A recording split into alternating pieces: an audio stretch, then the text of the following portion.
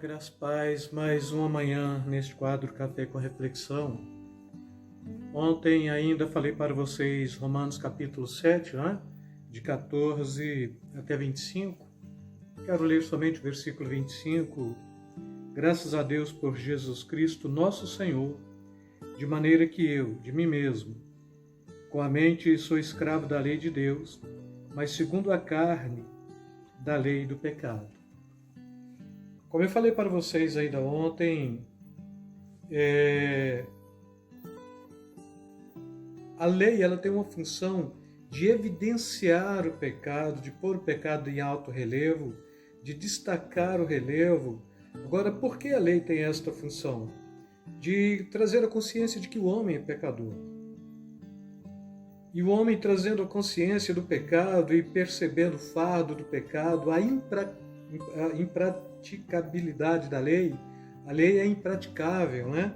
Então, o ato de não conseguir cumprir e praticar todos os mandamentos, com certeza, tudo quanto restará para a vida do homem é uma vida agônica, de agonia, de aflição, de angústia, de perturbação. Ainda falei dos clamores de Paulo, né? Da súplica da desesperança, miserável homem que sou, da súplica por socorro, quem me livrará deste corpo presente? Então tudo isso acontece na vida do homem enquadrado pela lei, quando de fato ele tem esta consciência que Paulo teve, do ponto de vista de enquanto na lei, servindo a lei com fidelidade, porque a lei é santa e boa, é o ponto de vista que ele traz, mas ele compreende que ela é impraticável também. E, posteriormente, a graça em Cristo Jesus é que vai nos livrar do corpo desta morte. A graça em Cristo Jesus é que vai nos livrar do pecado mesmo. Traduzir o conceito de graça para vocês, não é? E traduzir também o conflito que havia no passado, que era entre a lei e o pecado, e o conflito que há hoje dentro das igrejas. É muito natural a gente perceber isso, que é um conflito da lei e da graça.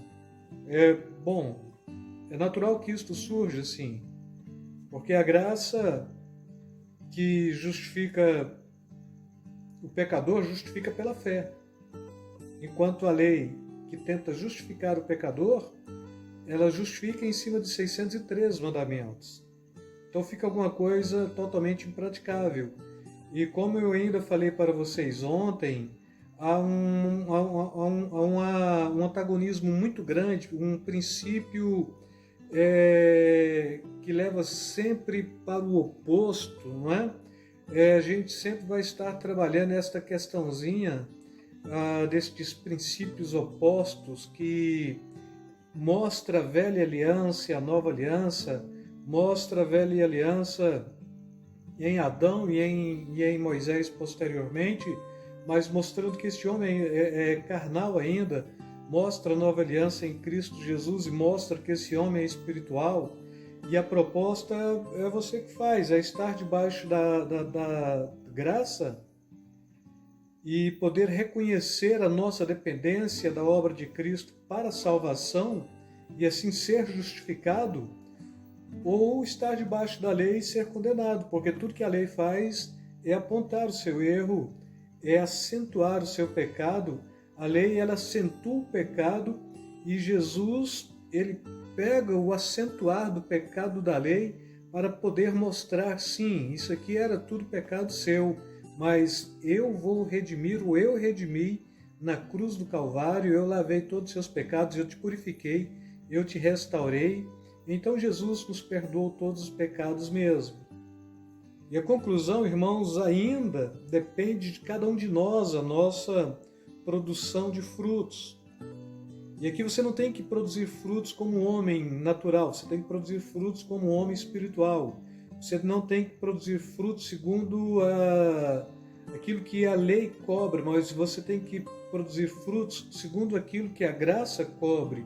Ou produzimos no corpo deste pecado que Paulo aponta para a lei, quem me livrará do corpo deste pecado? Ou produzimos frutos no Espírito Santo, no corpo de Cristo, para a vida eterna, não é? Ainda João 15,16, o próprio Jesus é quem está falando, ele diz: não me escolhestes vós a mim, mas eu vos escolhi a vós e vos nomeei para que vades e deis frutos e o vosso fruto permaneça. Ainda Mateus, no capítulo 3, no versículo 8, o próprio Jesus ele está falando: produzi, pois, frutos dignos de arrependimento. E ainda no capítulo 4, versículo 36, aquele que ceifa recebe o salário e colhe frutos para a vida eterna, e assim se alegra juntos o semeador e o ceifeiro, né? Mas quais frutos que eu devo estar produzindo? Aí Paulo está falando em Gálatas 5, 22 e 23, mas o fruto do Espírito é amor, é alegria, é paz, é paciência, é amabilidade, é bondade, é fidelidade, é mansidão, é domínio próprio. Contra estas coisas não há lei. E ainda no capítulo 6 de Gálatas, versículo 8, porque quem semeia na carne ceifará a corrupção, mas quem semeia no Espírito, do Espírito ceifará a vida eterna. Então, irmãos, no passado você tinha esta contradição lei e pecado. Posteriormente, a gente tem esta contradição lei e graça. O bom da lei apontar os nossos pecados é que Jesus nos purifica deles, não é? Mas todo fruto produzido em Cristo Jesus, na pessoa do Espírito Santo, são frutos de uma pessoa que compreendeu o processo do pecado, da lei, da acusação e que aceitou a fé cristã como sendo verdadeira, que foi redimido, que foi purificado, que foi regenerado, que é espiritual, e a nossa consciência, ela já não pode ser mais uma consciência de um homem natural, mas uma consciência cristã. Paulo está falando: mas vós tendes a mente de Cristo, não é? E ainda Paulo está falando, Romanos 12, principalmente, eu gosto muito desta referência, né? Que devemos apresentar os nossos corpos em sacrifício vivo, santo e agradável a Deus, que é o vosso culto racional, de razão, de consciência, né? E não vos conformeis com este século, mas transformai-vos pela renovação do vosso entendimento, da vossa consciência, da vossa mente, para que experimenteis qual seja a boa, perfeita e agradável vontade de Deus. Então, o cristão é chamado para produzir frutos. E estes frutos produzidos, a Bíblia está falando que, de fato, eles são frutos no Espírito, são frutos para a vida eterna, não é? E são frutos porque, então, nós estamos ligados na própria videira mesmo, e é o próprio Jesus que está falando para que nós possamos ir e produzir frutos e que o nosso fruto permaneça. Mas também ainda em João 15 ele está falando: sem mim nada podeis fazer. Então a nossa condição de produção de frutos, ela sempre está em Jesus. E assim, mais uma vez eu quero deixar para vocês, neste Café com Reflexão, beijo no coração, beijo na alma, que o Senhor possa abençoá-los e que vocês possam ter esta consciência de estarem produzindo frutos de verdade, frutos verdadeiros, frutos que sejam para a vida eterna e que possa ser também de arrependimento, não é? Jesus, Mateus 3,8, produzi, pois, frutos dignos de arrependimento. E até deixa eu olhar bem rapidinho, porque eu quero só consertar este Jesus para saber se é Jesus mesmo que falou isto ou se foi